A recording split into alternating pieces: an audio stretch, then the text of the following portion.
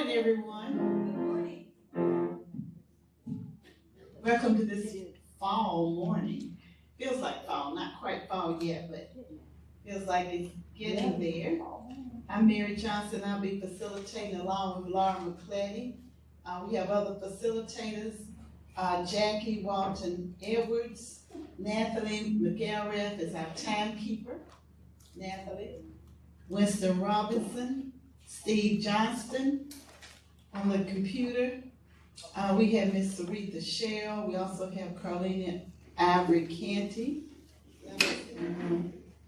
Okay, our forum runs from 8:30 until 10 o'clock, and we will stop a few minutes before to take announcements. We always begin with a prayer, so I'm going to ask Amelia, will you do the prayer? Is this on, or do we just pray with the preacher voice? Yes, you're gonna. We'll be using the mics because we have a streaming audience, and you have to have the mic in order for them to hear. Let us pray. Gracious and loving Creator, we thank you for the opportunity to be in your world yet another day. Lord, in this season that can be contentious, in this season that can be frustrating, give us your peace. Give us your prophetic word so that we may be bridges amongst your people who cannot seem to find their way to one another. Lord, use those of us who are here this morning. Use our words, use our actions, use the organizations that we represent to glorify you in this world. We ask this in the name of the one who gave us life. Amen. Amen. Thank you very much. Do we have, good morning. Come up front. Good to see you. We also have Mr. Thomas Moore. He is our musician. We couldn't do it without him. Okay, do we have any first timers here this morning? Anybody here for the first time? Okay, and I'm sure that we have some first timers that are watching us online, and we want to welcome them also to come every Tuesday at 8:30. We always ask everyone to silence their cell phones during this presentation. Thank you. Okay, our guest today we have, I'm gonna read this. We have Rosalind Jacobs with Team Unity. We have Colette Forrest with Charlotte Black Voter Project. We have Brandon Rivers, Raleigh, North Carolina. Amy Steele she's not here yet, is she? We have Reverend Amelia Stinson Wesley with the North Carolina Council of Churches, and we have Ms. Cynthia Wallace with the New Rural Project. And we're going to give them each a chance to present, and then we're going to take questions from the audience. If you have a question, raise your hand. If you're virtual, you can either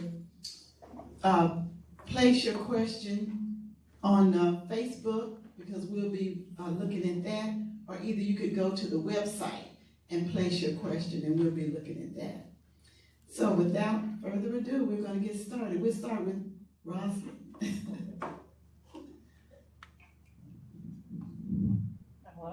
Can you hear? Yeah, turn it on. Is it right? Good morning.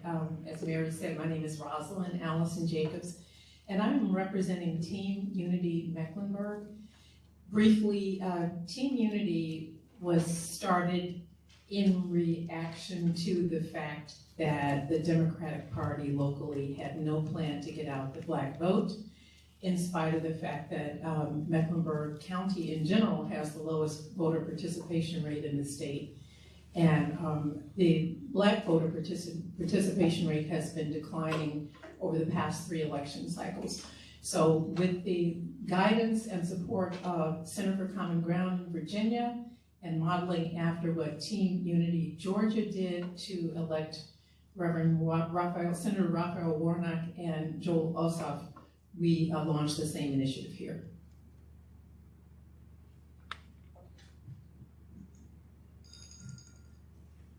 My name is Brandon Rivers. I'm representing Rally NC. We're a nonpartisan organization that focuses on voter education, voter registration, and voter empowerment. We work in what we call underserved communities, or what some might call marginalized communities. So we focus on young adults, college students, those who are retired, those who historically have been disfranchised from voting. Being nonpartisan, we focus on making sure that this is not transactional, it's transformative. I have a team of full-time organizers that work day to day on college campuses, doing events like Black Food Truck Friday, Charlotte Pride, meeting voters where they're at, not having to create these events, but being welcomed into these events. My name, like I said, is Brandon. I'm originally from the city of Charlotte, so it's allowed me to build those type of relationships. But I think the highlight this year is being able to hire college students to do the work. We want to focus on student mobilization, making sure that voters are talking to people that look like them. And we'll go a little bit more deeper dive in this forum.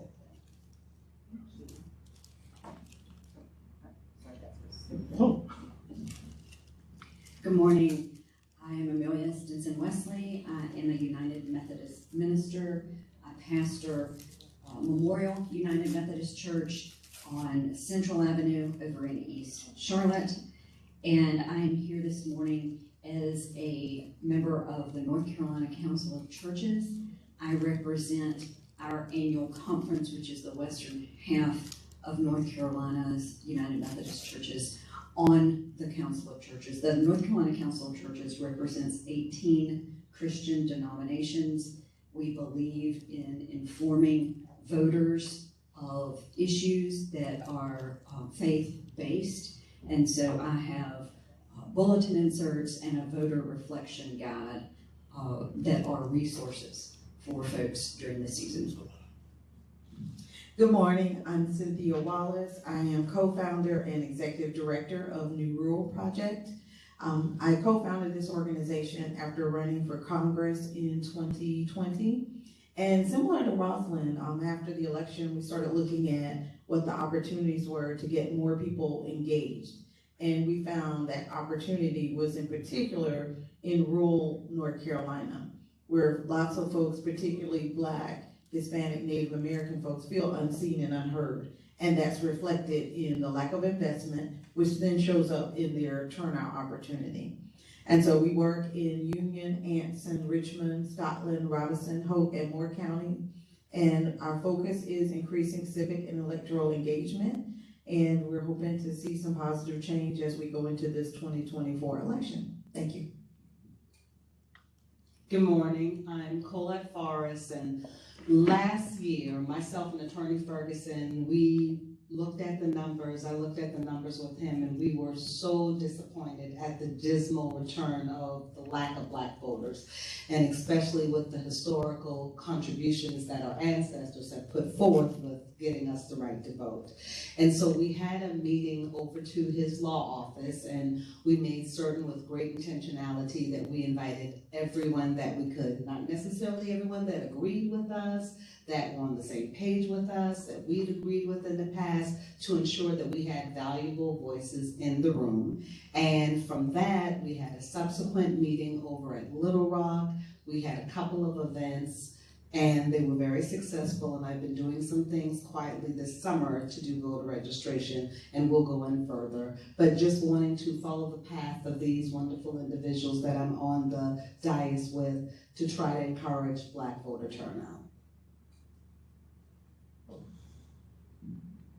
Okay, thank you very much. We're now open for questions. Nathalie? You all turn your microphones off if you're not using it.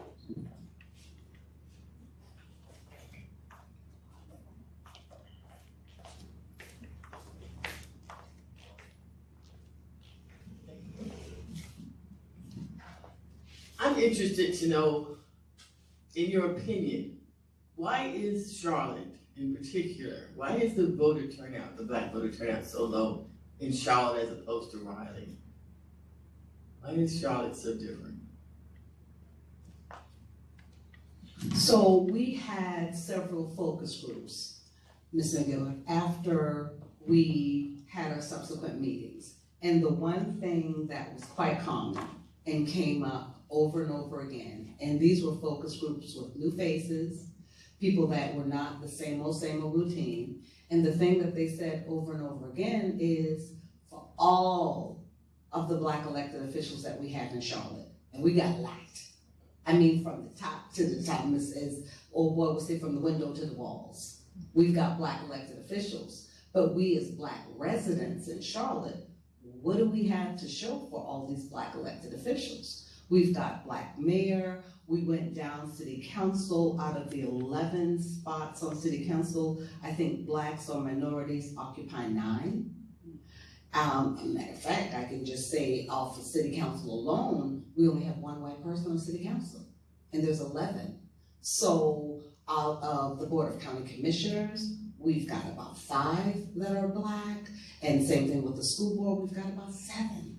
And so we went down the list of elected officials, and people feel like, why am I electing these Black folks?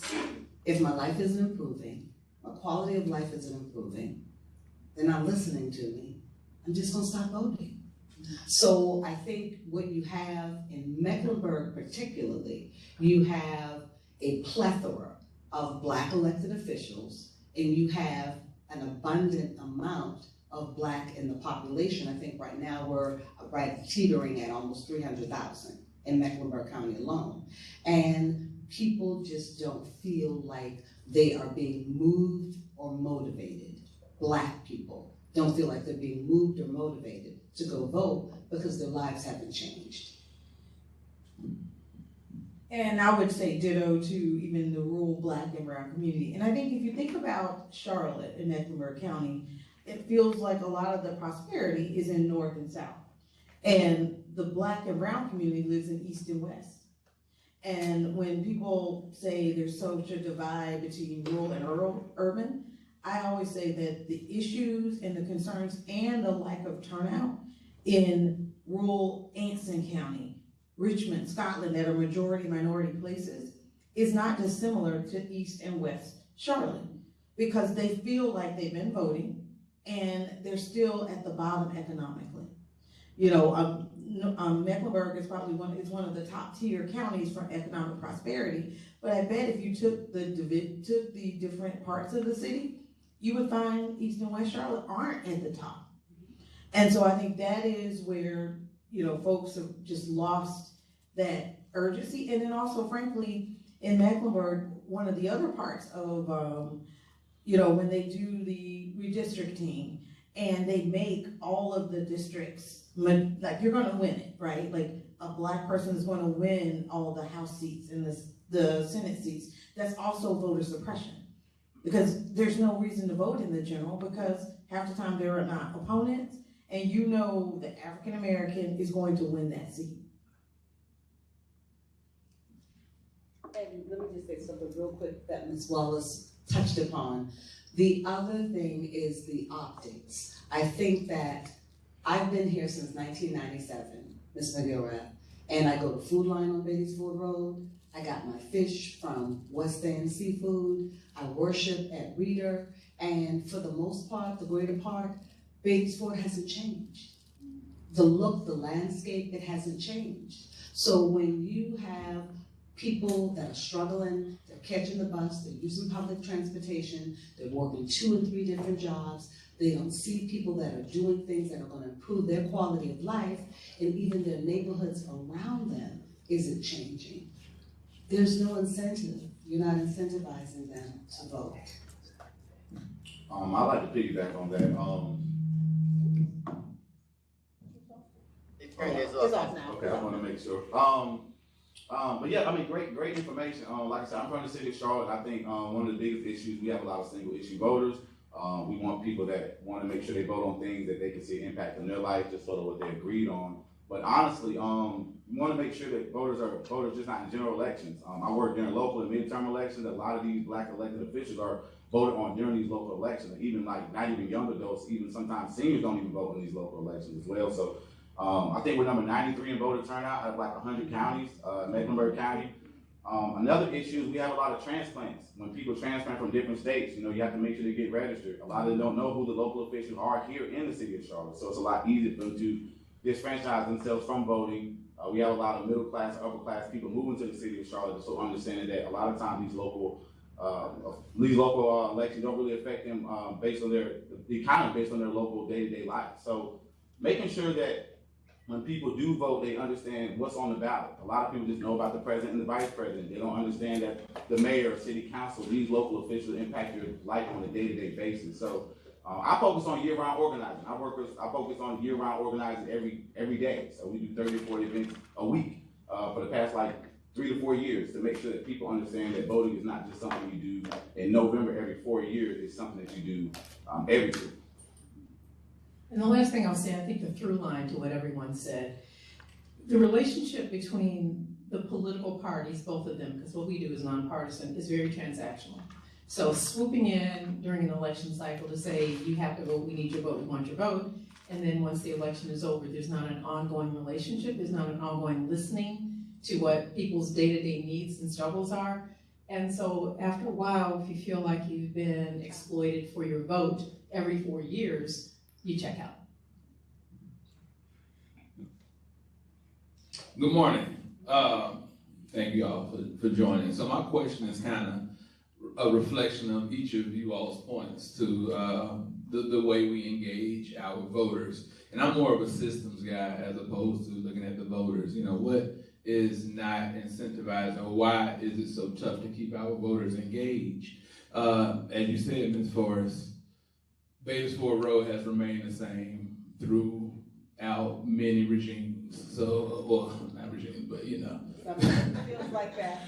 So if that's the sentiment, and if, again, nothing changes, or if rural Eastern North Carolina has a lot of similarities to the inner city struggles of Charlotte, where is that disconnect with the party? Where is, if this is one of the foremost important swing states in this year's election, and we hear, to celebrate the story of Kamala Harris raised $10 zillion on Zoom in 15 minutes, where is that flow of resources that will ignite voices, that will incentivize people? I have a marketing background, and I know if you don't, advertise and market a product well, it's doomed to fail. So even the way Josh Stein just seems to be nowhere, all of these things that make up the way the Democratic Party has engaged North Carolina this cycle. Where is that? Where's that pipeline of resources for people who could ignite,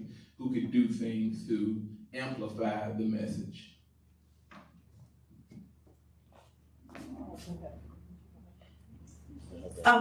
So I would say one of the things that my nonprofit does is it really is about people empowerment. And so I think similar to what Mr. Rivers said, our work is 12 months a year, and our work isn't only about the elected official; it's about the power of the community. And one of the other reasons why folks don't turn up is they don't feel empowered. They don't feel like their vote matters, right? And that they don't have the power to change and to be a part of the solution. And so one of the things that we do is we talk about, beyond voting. Because I think to what Ms. Forrest said, we have all these African-American elected officials in these places, but who fills the city council meetings? Who's in the audience? Who's in the audience at the school board meetings? And those loud voices get the resources. And so we do programs in beauty salons and barbershops and community events, and we talk about those other opportunities to engage in addition to voting.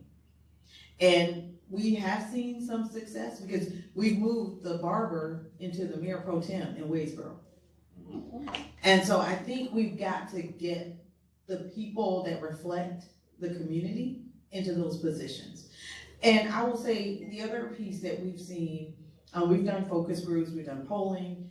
There have been a lot of resources that actually have come into the communities, like with the affordable connectivity program and a lot of the infrastructure things. I think people don't necessarily connect them to elected officials. They don't connect them to the people who they help to put into position. And so I think there's a lot of blame to go around about why people don't understand that. But I do think there are resources, but the other thing I would say, if you're in the bottom 15 economically in North Carolina, and even if things have improved, you're still in the bottom 15. So you don't feel the improvement. And the other thing, our group is not part of a political party, but I think there has been more offices opened in rural places in Black and brown communities than probably the last 2 or 3 cycles put together. You're gonna get Amelia, the pastor here, not just Amelia from an organization. The church I pastor in East Charlotte is the location for Project Outpour, which is the mobile hot showers unit that travels across the city to provide hot showers in a variety of locations.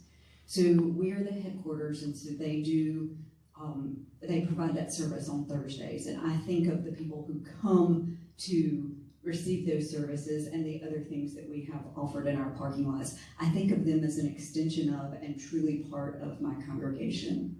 And I just have to say that on behalf of some of the people who are seeking services, we have a long way to go in making people feel empowered to even come in buildings. I took over a year of every Thursday working with a gentleman before he felt worthy to come to church, to come inside for a worship service. I do some praying and ministering to people in the parking lots. But I feel like, particularly some of the Hispanic members of my congregation, that there's some, and you were touching on this earlier, Colette, we need to build up people's self-esteem so that they feel like they are worthy to participate in society at all levels. Does that make sense? I want us to, for those of us who feel like we are able to go vote and able to have a voice and able to show up at a city council meeting, we need to share that with the population that does not feel worthy to participate.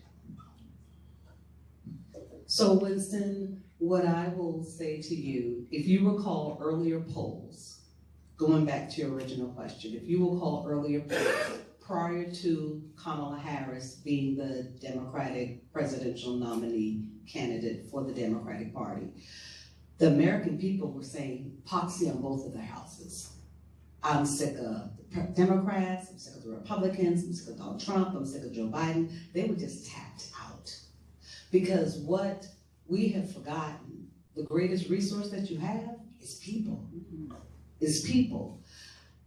Prior to Barack Obama, the hugest, slimmest, most exciting margin of victory and candidate that occurred was John F. Kennedy. He won by less than 1 vote per precinct in the nation.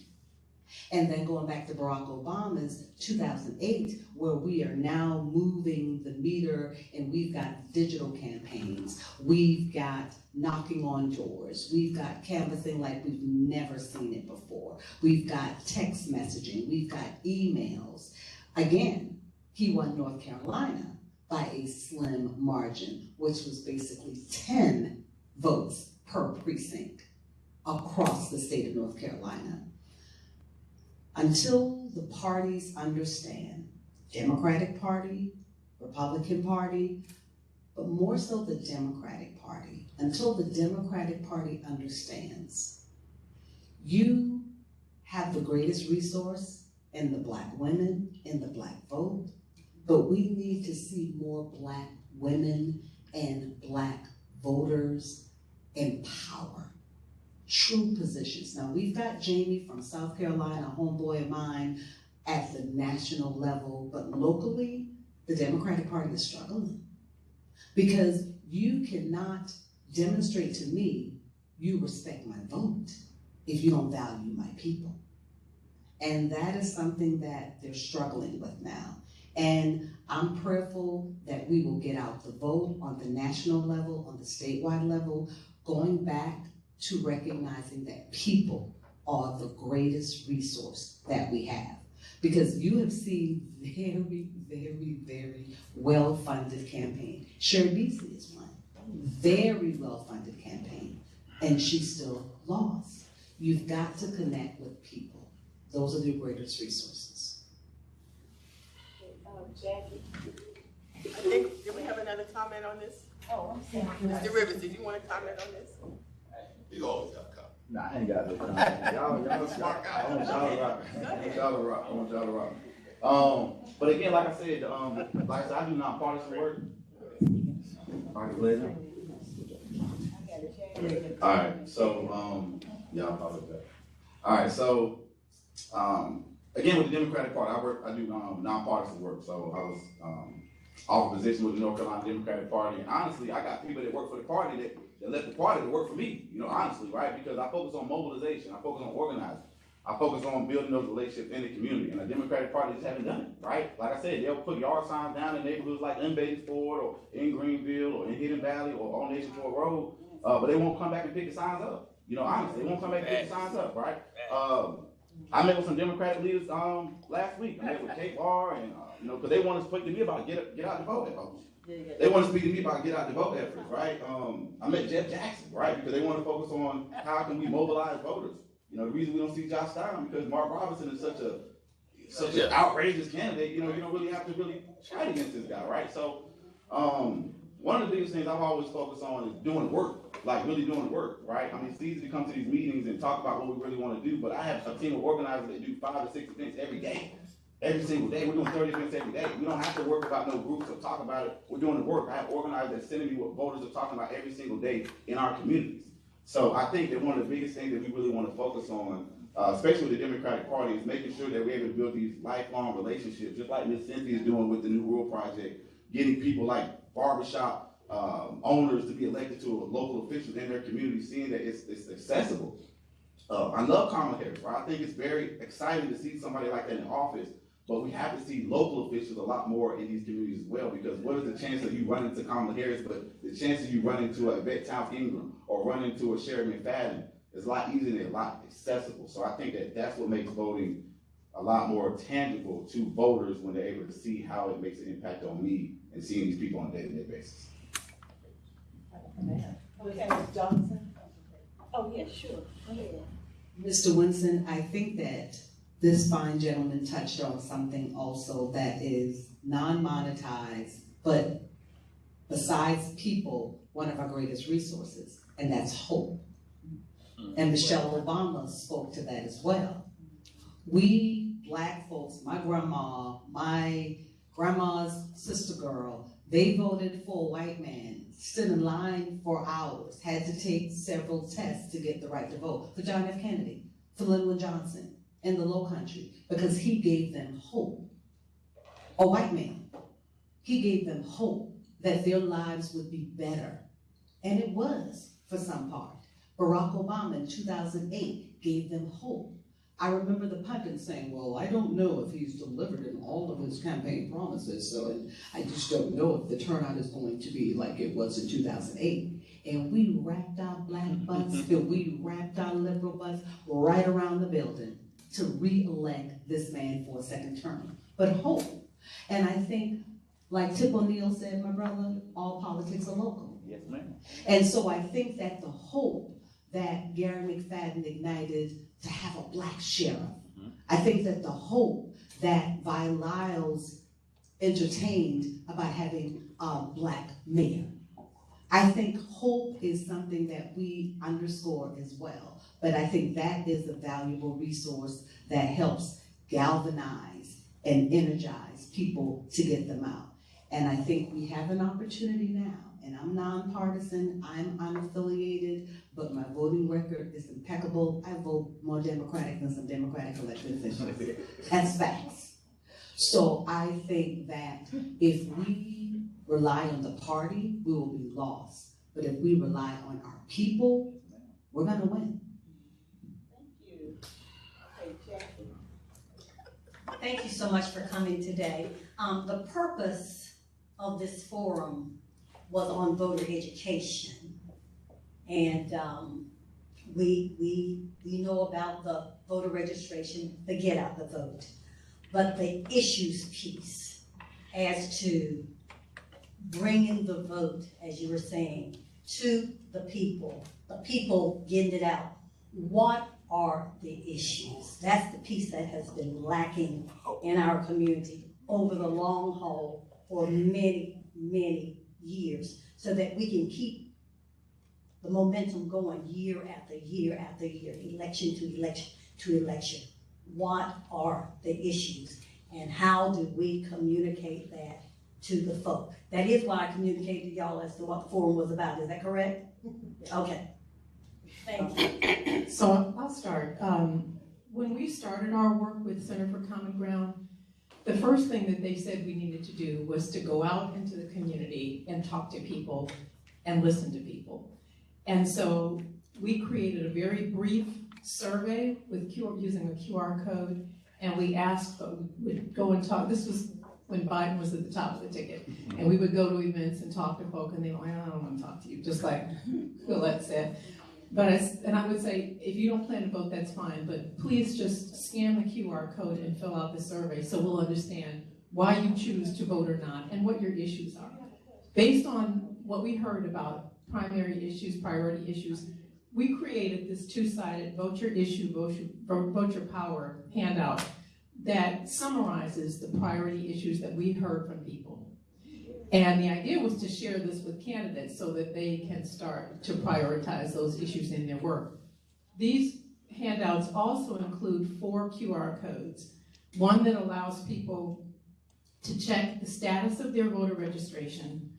One that is a get out the vote, what they can do to help get out the vote. Active vote summarizes who's on the ballot and what issues are on the ballot. And then the last one is find my benefits. Why do we include that? Because a lot of people don't know what they qualify to receive or where to get it or how to go about getting it. So we wanted to include information that is actually helpful to people. And for us, this is sort of like the essence of voter education. We have one more handout that's a palm card that's coming out that's going to has QR code for where are the early voting sites, what's my voter registration status, and then a side-by-side comparison of the presidential candidates and the gubernatorial candidates. Yeah, these cards are amazing. The vote your issue cards. Like I said, right now I have a team of organizers. We do about 30 to 40 events. We're gonna probably ramp it up to about 50 events per week. So we got 2 tables on college campuses with pizza and ice cream. We had a DJ last week. Miss Roslyn come out and work with us. Rob out there, he always rocking with us. Miss Latasha, she been work with us as well. And these cards are amazing. Like honestly, our organizers just picked up some more this morning. They get the students to look at these and understand the importance of voting. Like I said, a lot of them don't even know what the president or the vice president does, honestly. So we do a lot of classroom workshops. Like today at Johnson & Wells, we got 2 classroom workshops. So we do get a lot of students registered, but we follow back up with classroom workshops where we go over what's on the ballot, go over things like county commissioner, mayor, sheriff. A lot of people don't know that magistrates are elected officials, right? A lot of people don't know the sheriff's are elected officials. I've worked with Sheriff McFadden, and I go inside the detention center. I take me and my team, we go pod to pod inside, because a lot of people don't understand that they have the right to vote. You're not convicted of a felony, you're just charged with a felony.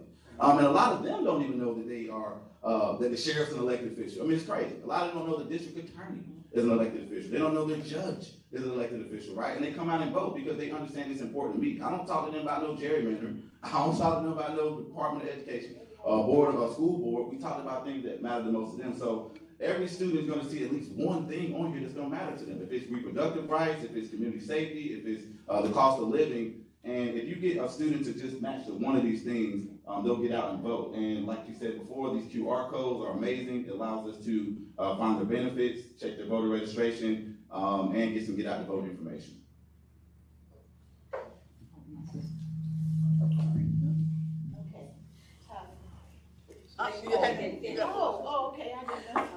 So the other, back to the voter education and even the focus groups, New Rural Project, when we launched in 2021, We didn't start like with voter information. We started about community issues and concerns, and we worked on healthcare equity.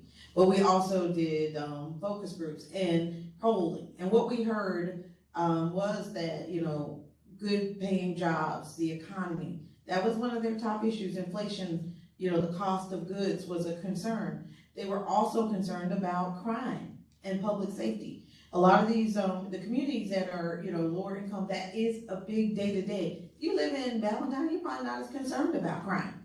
But if you live in East and West Charlotte, it's an issue. And if you live in Wadesboro, Anson County has one of per capita highest gun rates. No one never know it, but they are. So that comes to the top of their issues and concerns. They're concerned about mental health. You know, they've seen what's happened after COVID and drug abuse. And so those are the kind of things they are concerned about. And New World Project, we started knocking doors back in July. We knock doors all the time, but in terms of this cycle, we started back in July. And we, you know, in this first round, we're not going talking about a candidate. We ask, are you planning to vote? But we once again say, what are your issues? Because people want to be heard. And that's a big part of why our organization was started. And I think what Brandon and Rosalind, what their groups does and what Amelia does is letting them be heard and hearing them out and then connecting their issues with what's on the ballot and helping folks. I love that card. I actually have a few I brought them, but I didn't know you would have them. I love those cards because they talk about your power. And, you know, we put these cards on the doors, and it's voter information. So what are all the dates you need to know between now and November 5th? We have a QR code that goes to the Board of Elections so that you can check your status, that you can find out, are you, you know, registered to vote? Are there any changes you need to make? And so I think that's what's critical, and we leave these on every single door in these rules. In Anson, Scotland, Union, and Hope is where we're, you know, canvassing through November 5th. I wanted just to highlight the Faithful Voter Reflection Guide and some of the things that are in it. This operates, you can use it as a personal devotional guide if you wanted to, but it would be good in any kind of small group, whether it's your civic small group or your church small group, your Sunday school class. This is, it has facts about a particular issue. Here's navigating the North Carolina Carbon Plan, addressing healthcare justice. And in the guide are questions for reflection. So you can examine what your values are and how they play out. So it's not attached to a political party or even comparing candidates. It is about helping voters discern their values and then what the practical next steps are for pursuing some kind of voting position based on that. And all of these resources are at North Carolina Church's website, which is ncchurches.org. There's a little tab. It says resources. You can download them. There are QR codes if you want it to appear on your device. But the bulletin inserts are just the important election dates, the know before you go, the get ready to vote information. The more times you put that in front of somebody, what is it, you have to touch somebody 7 times before it sinks in? The more effective that is. So those are just ways to get your congregation or whatever small group you're attached to aware. So going back to the issues, Ms. Walton, the issues aren't scientific and they aren't newfound. My son, senior at West Charlotte, 17 years old, he's lost 5 of his friends to gun violence. So gun violence tops the list when you're in our community. The other topic that tops the list in our community is gentrification. How am I can't stop capitalism. I can't stop someone purchasing a home. They qualify for the home. They have the money for the home, but their home is going to make my property values go up. So how can I help my grandma and my auntie keep their home? Those are the issues that matter to most Black people. Because West Boulevard and Beatty'sford Road are being ravaged. Because my neighborhood, Wesley Heights, it's gone. You know, I mean, and I've been there for 24 years as a homeowner. So those are the issues. They're not scientific, like this beautiful brother said. Ain't nobody caring about no gerrymandering. What is gerrymandering? And how's that gonna make my quality of life better? They don't care about that. You know, and when I look at the commercials, and you mentioned the gubernatorial candidate, Jock Stein, fentanyl is not something that is comparable to us. Now, I wish you were talking about crack cocaine a couple of years ago, because that was ravaging the Black community. You know, you've got to not only meet people where they are, but you've got to talk to people about the things that matter to them. And those are the issues, Ms. Walton, if I would dare say gun violence. And also, not only has my son lost 5 of his friends to gun violence, he's lost 7 to suicide. Oh my God. And suicide used to be a thing like, we Black folks, if we gonna really talk real family to family, we didn't even think about it. We never gonna lose our kids to suicide. But social media and the pressures, and these kids think everything is so immediate. And there's no resolution, and there's no coming back because this girl broke up with me or this boy broke up with me. We can't fathom it, but at that time in their vulnerable lives, they're not thinking logically. So I would say, from the people that I've talked to, and Rosalind and others could probably echo the sentiments from the Black community, gun violence, gentrification or home stability, mental health illness. Those are the issues that matter to our people. And of course, as Cynthia said, economic upward mobility. Because we're tired of Beatty'sford looking like the same as when we first got here. So I marvel at the mayor's efforts with the banks that I see. But let's be real. What good does it do for me to have a bank on every block and I don't have people that got the money to deposit in it? It doesn't. We've got to have economic empowerment, because that's another way people feel like they're seen. Because they got money in their hand. They got disposable income. They can take a vacation. They can leave generational wealth to their children. Those are the issues that matter to us. And that's one other thing that you may I want to follow up with is also when we say, why aren't they voting? Why aren't they voting? Well, number one, New World Project we don't blame the voters. We say, what are the barriers to voting?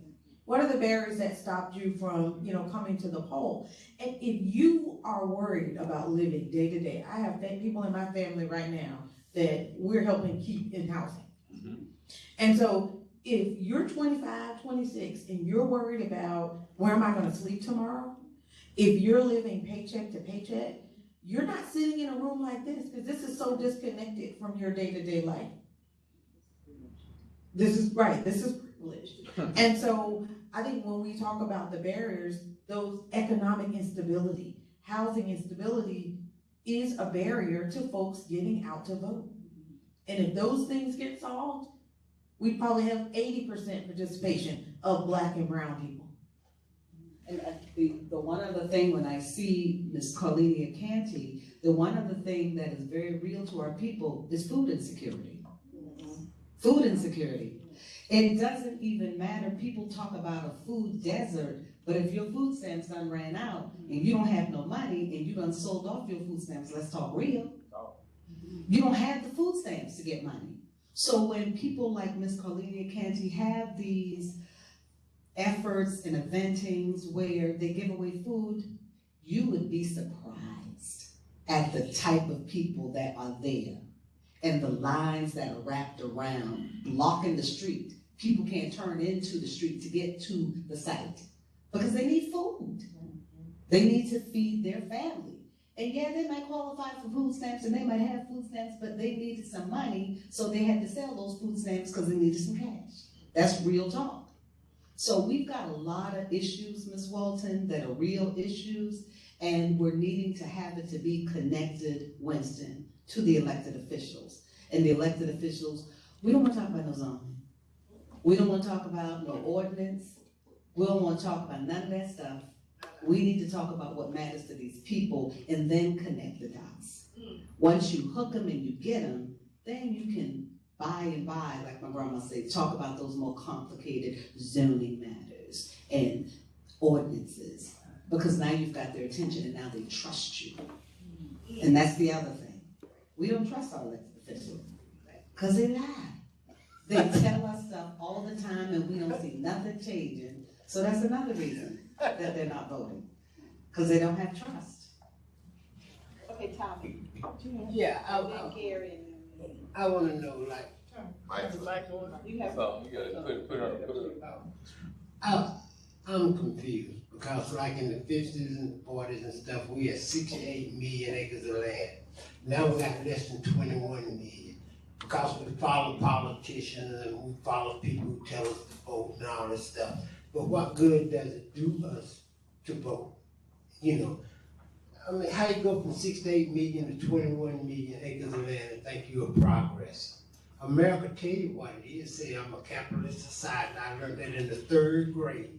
Say America is a capitalist society, and capitalism means business. You know, so how do we get from 6 to 8 million acres of land to 21 million acres of land and think we're progress?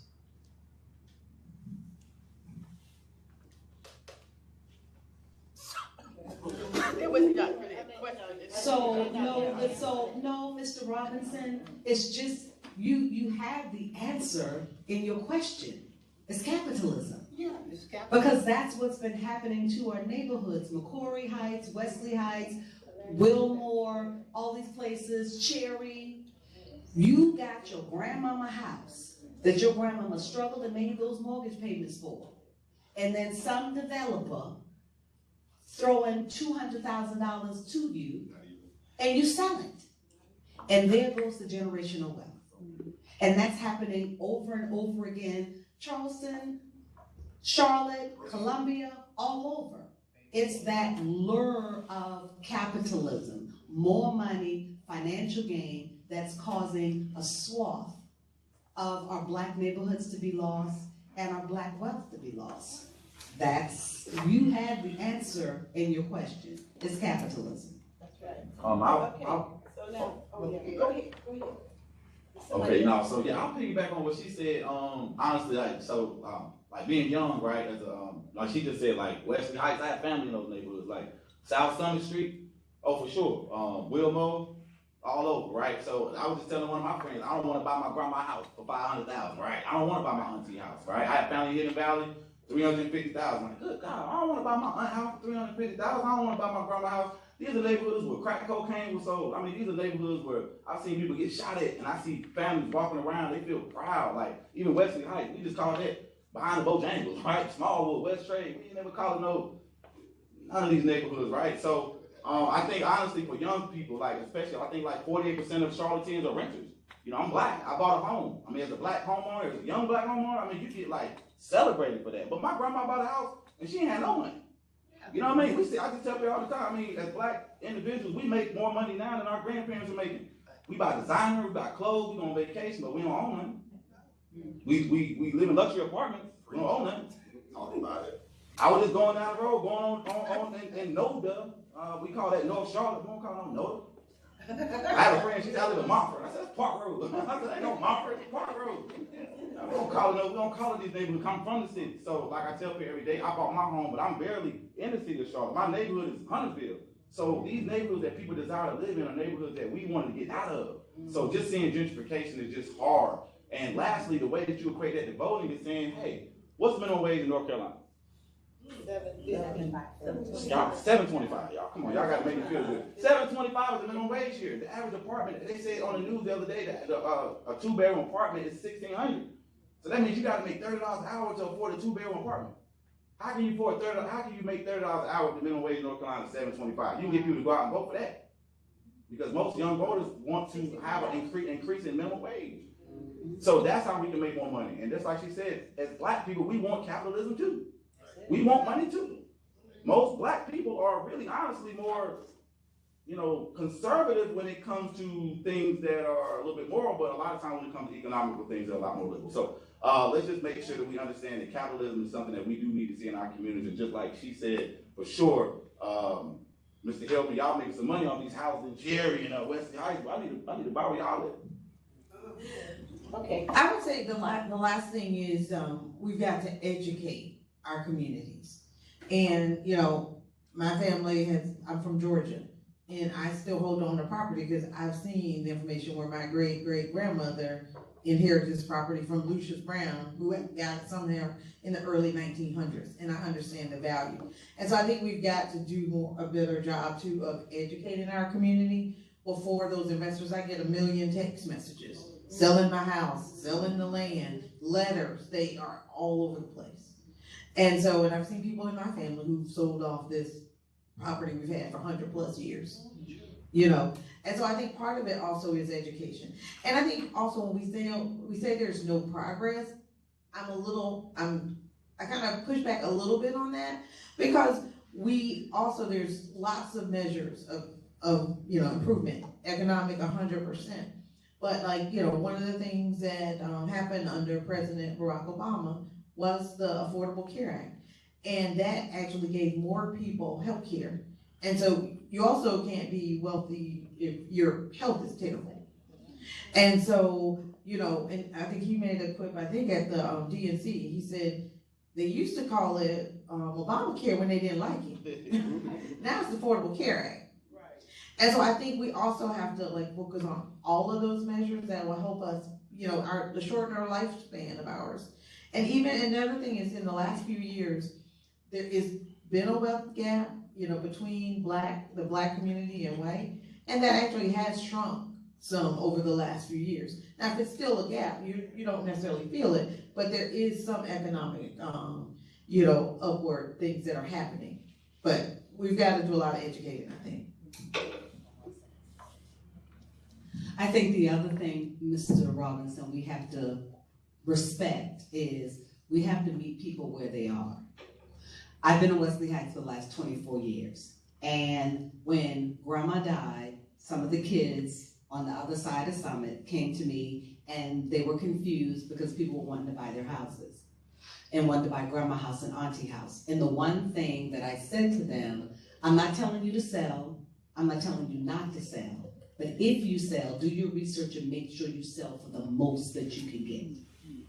Because that's the other thing that we see in our community. Our people are taken advantage of, and they're given peanuts on the dollars for houses that they buy for $200,000, and they develop it, they throw like 75, 100,000, and then they sell it for $500,000. Yep.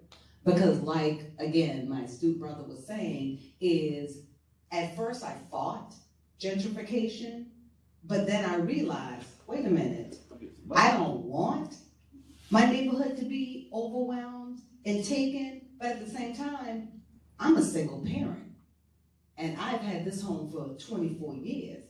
I want the value to go up. Yes, ma'am. Because that's more for my son when I leave this earth. Same thing with my grandparents' land on James Island. I want the value to go up. So gentrification is the double-edged sword. It's a double-edged sword. So all I ask when I talk to people, be educated. Be educated, so ensuring that you get the most value you can for your property, your home, and your land, and don't be taken advantage of. Okay, Gary. You already? Now, I appreciate this information. I keep hearing the acronym SOME. That's a common theme: social economics, and the impact and connectivity that has to voter turnout, opportunity or hope, marketing that relates to that demographic, and education of connected issues. My question is, what are some of the particular or specific strategies that you're doing to ensure our younger folks from 18 to 22 are engaging? Because to your point about the West Side, one of the things I fear, being a native Charlottean, is when those elders are gone, long gone, that's when the true change of Batesville is really going to come.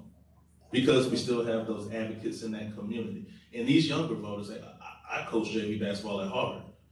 These kids, they don't have that hope. These kids at Tuckasegee Rec have told me out of their mouth, that stuff downtown, that ain't for us. We see how people in our community get monies, and that's what inspires and how we feel we can obtain. So to vote is not something. So what are the specific strategies you're doing to make sure those 18 and 22-year-olds understand why their vote matters? So we get like maybe 2 people to address that? so honestly, so right now I'm leading the largest voter mobilization for young adults, right? And the best way I can say it again is to make it transformative, not transactional. So we hire people in the community that look like them. My campus organizers are between the ages of 18 and 25, 30 years old. They're from those same communities. Just like you said at Harding, Ms. Mary Johnson knows we've done voter education workshops at Philip O'Berry. I did a march to the polls at West Charlotte High School, but we had students vote twice before they graduated, because most people don't understand you can vote at 18, you vote register at 17 and vote in the primary at 17 before you're 18. So we had students vote twice, and we actually marched them, had the Spectrum News, we had the marching band out there, and I led that effort. We did a lot of events in Greer Heights community. Just like she said, gun violence is a big key. A lot of white people in those events asking why, hey, we're not worrying about mass shootings, right? We don't see too many black people committing mass shootings, running into grocery stores, but we see black people dying every night in our neighborhood. So those are the real reasons why we want to get these guns off the street. But to make it a really easy question, like Ms. Rosalind Rob will tell you, we do events that are in their communities, 5 days a week. On weekends, we're doing community events, fish fries, Black Food Truck Friday, concerts. So we're meeting people where they're at. So we have to let them understand they don't have to know voting and know voter education. You don't have to wake up at 8 o'clock in the morning and come to an event like this. You don't have to watch CNN or Fox News and MSNBC. You can go to a barbershop or get your hair done and get some information about voting. And I think that's what makes voting a lot more easier, especially in those type of communities, seeing people like yourself. Hey, like you look good. Matter of fact, I'm gonna get you to sign up to be one of my volunteers, honestly, today, because we need people like you to go back in your community to do this type of work. So finding those community leaders to go back in their own communities that look like them to build those relationships so they can trust you. I know honestly that more people know me in the city of Charlotte more than a lot of local politicians. Straightforward, because I'm in the streets and I do work. And I'm a real dude, right? So honestly, that's what we have to continue to do forever, to continue to build our lifelong relationships in the city of Charlotte. I think the other thing, Gary, is you have to meet people where they are. So all summer long, because I was so discouraged and heartbroken at knocking on doors, pre-primary, and the voter turnout was so dismal for the primary. So what I did, I got to meet this tight brother, graduate of Livingstone, young brother, black brother, owns Lulabells. And he has these huge parties that hundreds and hundreds and hundreds of people show up to at Valentine, at Romare Bearden Park. And he's allowed me to do voter registration there. And so we do we've registered hundreds of people. And then what we do, we ask them, we want to follow up with you, we want to talk to you just to make sure you got your voter registration card. And so that's what we've done. So we've been able, over the course of the summer, to register about 600 people at his parties alone. And we followed up with everyone. They received their voter registration card. And now we're going to talk to them about early voting beginning in October. These are the early voting sites. Let me drop you this link. So that's what we've done with the Charlotte Black Voter Project. We've met people, and little old me ain't trying to register. We got these cute little, these kids today, they, Megan Thee Stallion, so we've got them with their cute little outfits, and they walking around in a clipboard. What brother gonna tell them, no, I don't want to get registered? No. I want them. That's right. These are honey. Back in the day, we used to call them dimes. But they are doing the voter registration for us at these parties at Valentine and Romare Bearden Park. And the one thing I will say, because it holds true from our grandma and great-grandma time, black folks, they like to look good. Yes, ma'am. And when I tell you these babies, they have these concepts, they have these tables that are as long as these 3 tables put together, and they're dressed all in white, and they're bringing their food, and they look Point made. Okay. We got to make our answers a little shorter because we're going to run out of time. Okay, and Rosalind. Yeah, I'm sorry I have to leave early, but I would be remiss if I didn't tell you about opportunities to get involved. So we have a Mobilize website it says Team Unity North Carolina, but it's really for Mecklenburg.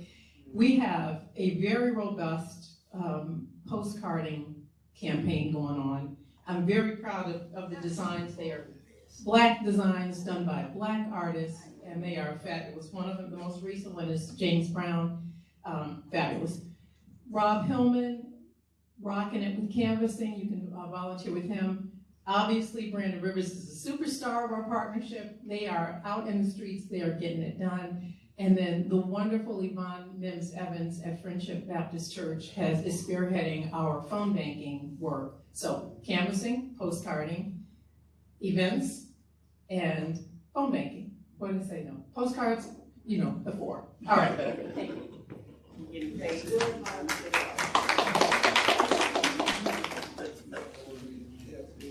Okay, we have Hey, good morning. I'm Orlando Gilmore.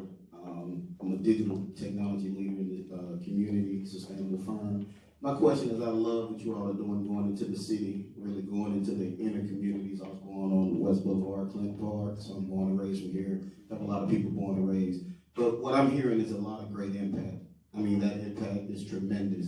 The question I have is around data and technology. How are you measuring and tracking your impact? Because when we talk about the events that are crowdsourcing and we're talking about managing or leveraging those events, how are you ensuring that that impact is actually translating to voting? And how are you really leveraging that for future impact by the people that have already signed up through your organizations to actually lead that for others? I'll be very interested from a technology or engagement perspective. So I'll lean on that. So I don't know if you're familiar, we use a program called VAN, Vote Builder, Every Action. So every person that we register to vote, we're put inside of an internal system. For we can do get out the vote efforts. We're able to track their voter record. We're able to track to see, make sure they voted. Like last week, I think our team registered over 1,000 people just here in Mecklenburg County, right? All those people, all those voter registration, before they're taken to the Board of Elections, that information is scanned, so we can be able to track that information, so we're able to see how many people vote. And based on historical facts, and that's how we get the money, the people that we register to vote turn out more than any other than regular people. So if I register 1,000 people, and we're probably going to get 80 to 90% of the people to vote compared to the actual numbers for the entire state of North Carolina or the county. And the reason why, because like they say, we do get out the vote efforts. We're going to get them registered to vote. We're going to call them to get out the vote. We're going to text message them to early voting stations. So we make sure it's just a whole complete effort. So we use the same program, VAN. So we did in VAN, literally, we pulled out what we call walk lists.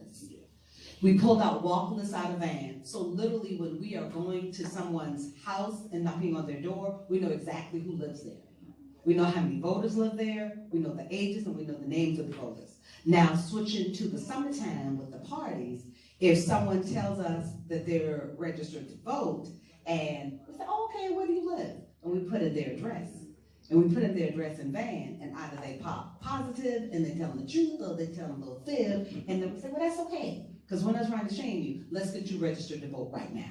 So VAN, and I'm quite sure there are other platforms and other tools that people use, but VAN is something that they can use right there, handheld in their phone, and you get their information digitally, and you're able to track them as well with the upcoming election, and if they voted. With us, with the paper voter registration forms, we register them to vote. We follow up with them, that they get their voter registration card, and then we go into VAN to see that it's active as far as, okay, the Mecklenburg County has connected the dots to this platform, and so now we can track them. And I don't want to necessarily say track, but we can ensure that we make sure the babies get out and they vote. So VAN is an excellent program, but there's many other platforms I'm quite sure that they could use. And like Rosalind, I have to apologize because I've got a 10 o'clock that I have to go to, but it was an honor to meet with all of you. And I'm used to the dynamic system, but brother, you back. So I am loving your energy, and I'm just prayerful that you just continue to do what you're doing, because you're doing some awesome things. Rosalind and Colette have done a good job of talking about things we are doing to reach voters. The next step is, okay, we get people registered. You have to get them to the polls. There are so many barriers to actually getting to a place to vote. I assume, I haven't seen confirmed, but Lyft is doing free rides to the polls. They've done that in previous elections.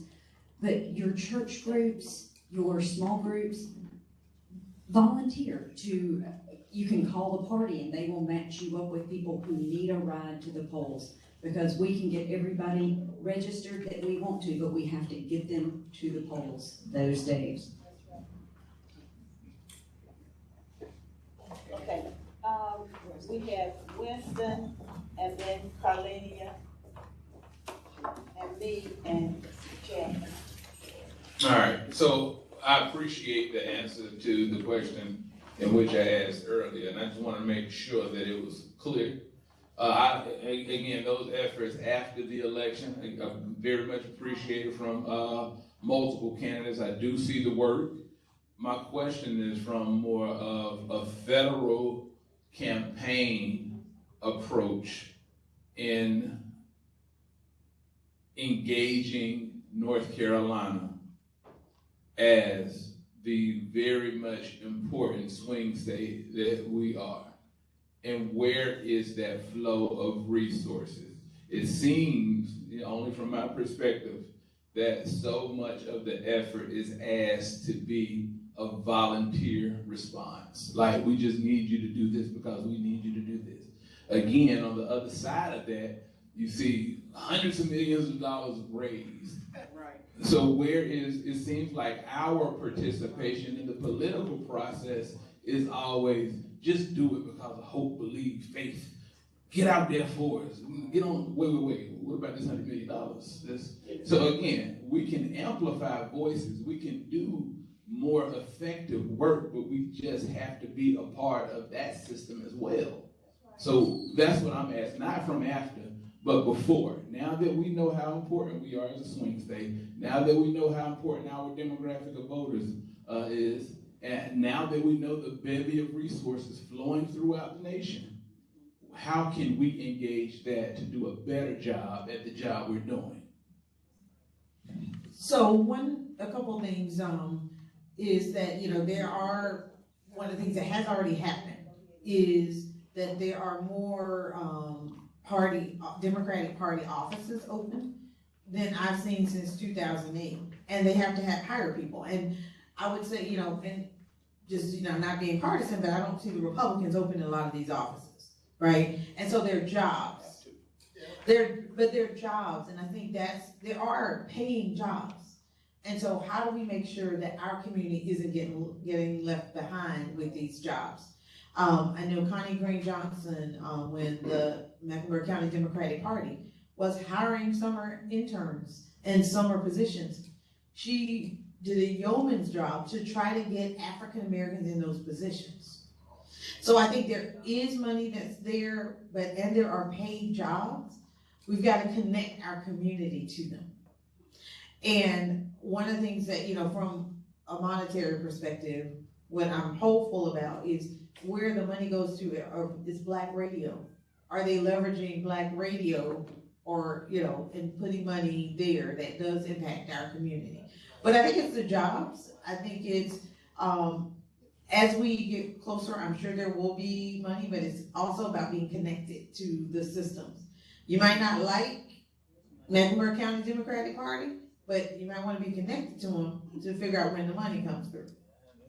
I'm not saying that I'm not saying, if you want to be connected to the money, you kind of have to be connected to the system where the money flows through. That's state, and I've been down that road. Okay. That's my best answer.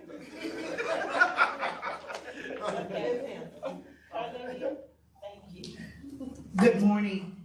First, I want to say thank you. You guys are dynamic. I mean, everyone in here, and I know Colette and I know Rosalind. Brandon, I did not know your name, but you are an awesome young man, and I'm glad that we have you, especially working with the young people on campus. I hope there's a lot of you going around all over North Carolina. And we all know that, everything we touch is political. The water we drink, everything is political. My concern is everything I heard this morning is QR code, QR code, QR code. The people, a lot, and we should have that. We should have that. But a lot of people who vote don't use QR codes. Are we, Colette just passed this out, which lists all of the people in political office. It's very easy to read. Who among you, and I know some things cannot be done because of funding and things, but who among you are putting this type of information out to individuals who are seniors who do not use QR code? You might say, well, you need to. Well, honey, I'm not. So, I'm telling you, there's a lot of seniors. There's no such thing as a QR. I mean, there is a QR code, but what I need to know is who is putting this type of literature, and not only in seniors' hands, because young people don't want to take the time to do it, but if you hand them a piece of paper like this, then they will go to the polls and they will do it. So you can have all the stuff in the world say these are the issues. You need to have that. But go back to what I said, you can tell them everything is a little bit political, the water they drink, that they can relate to. But where is this piece of paper without QR code? So one neuro project is, Amelia said earlier, it takes multiple touches. And so we've got a population of folks in the 4 counties I mentioned, Union, Anson, Scotland, and Hope, where we are attempting to reach them at their front doors, leaving material if they're not home that has all this information, but we're also going to be doing mailers. We mail material directly to their homes. We do a round of phone banking, multiple rounds. So we actually call them, we text them. We do multiple touches, but it does include also, to your point, actually sending stuff so you don't even have to leave your house, you get some information. And so I think it does require us to do all of the various ways and not assume that these QR codes, as much as we put them on every piece we have, not assume that everybody knows how to use it. Sometimes we do in our programs, we just explain to folks, here's how you actually scan this QR code and get the information. But you have to use multiple ways, and it can't just be one way. And so you have to do multiple layers, which is what Neuro Project does. No, I think she answered the question right. But I did want to sort of reference the demographic age group, because we focus a lot on young adults. But it doesn't mean that we don't do events like I do the Roof Above. We do Salvation Army.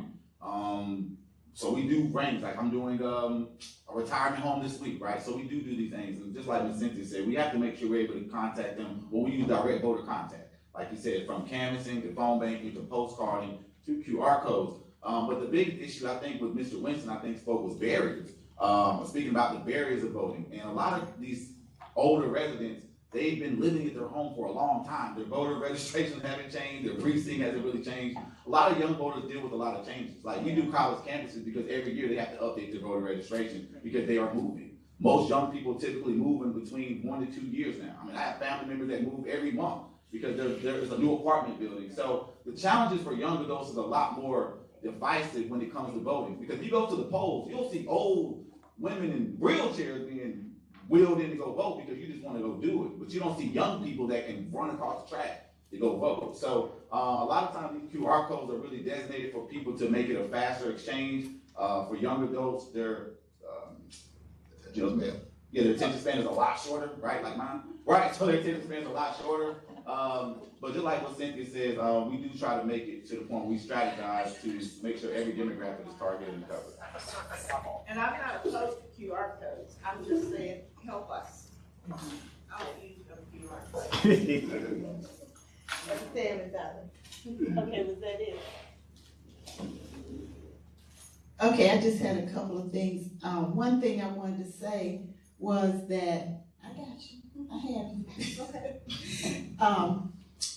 That, I think, I'm not sure who mentioned, it might have been Colette, that was talking about back in the day how our forefathers fought so hard for us to vote and everybody got out and voted. But I think it's because they had something specific that they wanted us to vote for. And I'm thinking about the right to vote. You know, that was one thing. They really got out there and pushed that. And also integration, like in restaurants and hotels and civil rights. Those things were so big back then. And we do have big things now, but it's like you don't really hear what they exactly are, you know. Or they're not enough to motivate these young people to get out to vote. And that's what I want to say, if anybody wants to. Okay, so if anybody wants to comment on that, you can. If not, I'll move on to Ms. Jackie. Okay, Ms. Jackie.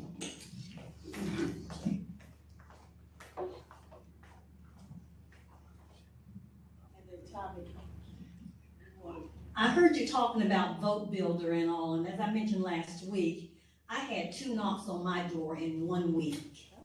I am a voter. So some folk who are canvassing out here, they're not looking at their walk list. Cause it's, I mean, I'm not your best, that's not your best time to knock on my door. My question had to do with Amelia.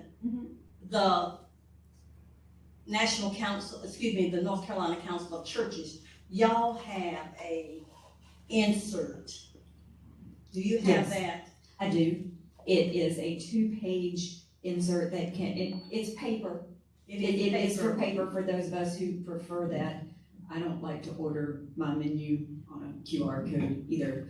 But it's basic information. It's available at the North Carolina Council of Churches website, and it can be printed and inserted into a bulletin. And I know that many churches have digital bulletins now or screens, but still being able to print things and hand them out on a Sunday morning or a Saturday night or a Wednesday night, whenever you gather as a faith community, to put that kind of information in people's hands repeatedly over the next 8 weeks is really crucial.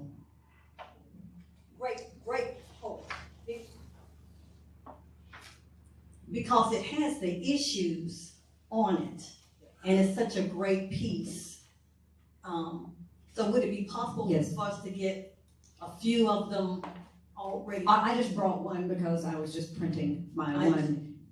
But anybody can go to the Council of Churches website, and under that tab, you can print out the voter reflection guide, which covers a lot of issues: criminal justice, public education, and it helps you think through those issues and how they do relate to particular parties. It does not name a political party. We are that nonpartisan. We're not going to compare your candidates. It's more about the values that you are bringing. And it does use scripture from a variety of places, so you can go through a process of discernment as you decide how you feel about issues. And what is that URL? The website is ncchurches, CHURCHES.org.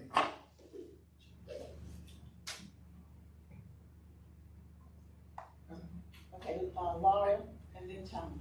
I'd just like to ask you all, and I'm trying to pose this question in front of everybody who's out here aggressively trying to get the voters out. But one thing that I would like, and just simply if you can answer this, the deniers that the other party is talking about in terms of certifying the vote at the end of the election. Can you speak to that and just share a little bit of information with us about that? So I believe you're referencing our boards of elections, and each county, we have 100 counties here in North Carolina, has to ultimately certify the election. And there is some concern that if 1 or 2 counties or several counties don't certify the election post November 5th, then North Carolina might not be able to certify, and then ultimately things might go to Congress. And then Congress, based on the I think the governor of each state then ultimately gets the vote, which does kind of override all of the millions of us who are going to vote.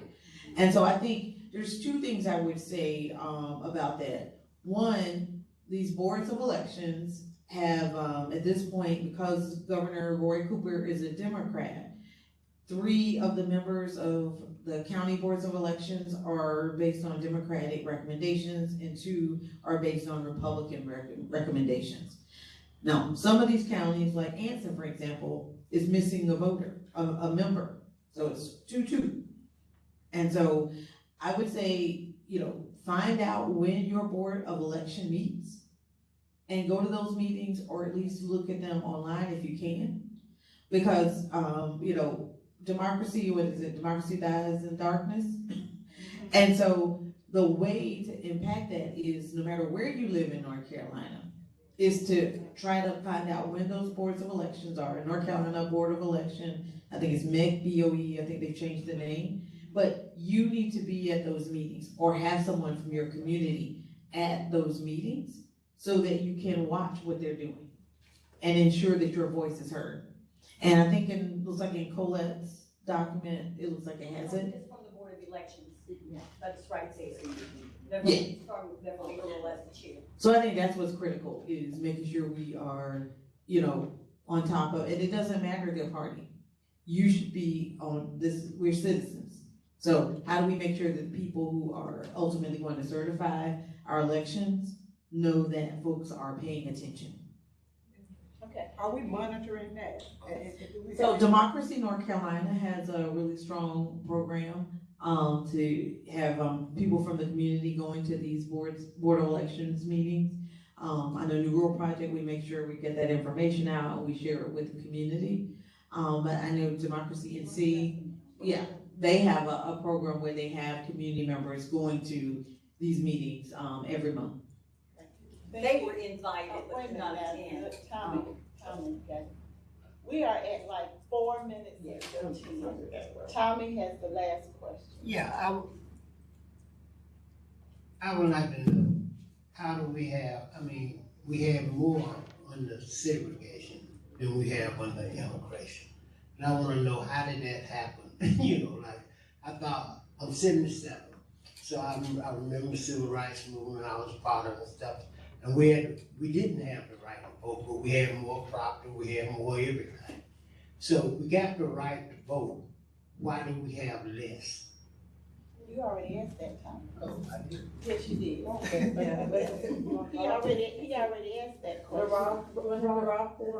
Yeah, question. Okay. Different question. I know we're supposed to be out here at 10 o'clock. I hate when people raise their hand like at a minute till, when we Only, I just wanted to amplify something she said. Okay, if you can do it in 1 Yeah, minute. I can. It's very quickly. We need to monitor the polls. So there are opportunities for you to actually, sign up and get paid to sit in the poll during elections, be it that early voting or on election day, so that you can monitor the situation, so that proactively, so that we're not, sitting there on the last day of elections and running in our hands. I will give Steve the information on how to volunteer, or how to get paid. In fact, any information that you have regarding that, we need it to be on our website. We do need that information on our website. And I want to thank all of them, even the ones that have had to leave early, for coming today. Thank you so much. This was so important and so much great information. And again, we'll put all this information on the website. And especially some of the ones that had handouts that people can see. Thank you so much. Thank you for inviting us. Well, thank you. It's good to see all of you again. Do we have any announcements? Okay. One of our soldiers have fallen. Most of you that's been around Charlotte for a while. Bobby Parks died on the 28th, and she was a soldier in this community for a long time, as far as elected officials are concerned. But Sarita Cheryl called this morning and asked me to make an announcement. So keep her family in your prayers. But I know she probably is in heaven voting. I get to see you vote. Yes, thank you. Okay. Cynthia. And I do have cards, but if you, could, give New Rural Project a follow. We're at newruralproject.org, NEWRURAL project.org. My southern accent makes rural a little difficult. We're on Facebook, we're on Instagram, and please give us a follow. And on September 12th, we are text banking, so you can do that no matter where you live from your homes, and we're making sure folks know about the photo ID requirement. And so we're doing that with the nonprofit Vote Riders organization. Thank you. Okay, anything else? Any other announcements? Okay. Real fast, I'm with, like I said, I'm with Rally NC. We do have a lot of opportunities. Like I said, we do about 5 to 6 events per day. So if you want to go to Team Unity North Carolina, our Mobilize page, you can sign up, do some events with us. Also sign up with Rob Hillman, do some canvassing, phone banking, and postcards as well. And as I mentioned, I may be representing the Council of Churches, but I'm Amelia Stinson-Wesley. I'm the senior pastor of Memorial United Methodist Church in East Charlotte. We have a wonderful welcoming congregation, and I'm in the middle of a sermon series called Being a Purple Church. Come out and join us Sundays at 2 o'clock. I may have to come out there and hear you. Yes, that's wonderful. Okay, thank you everyone, and we'll be back next week. And what do you say, Winston? We're gonna be guests next week. You say who's gonna be the guest next week? Oh, you have to come back and find out. Come back and find out. Education. We're gonna be dealing with education. Okay.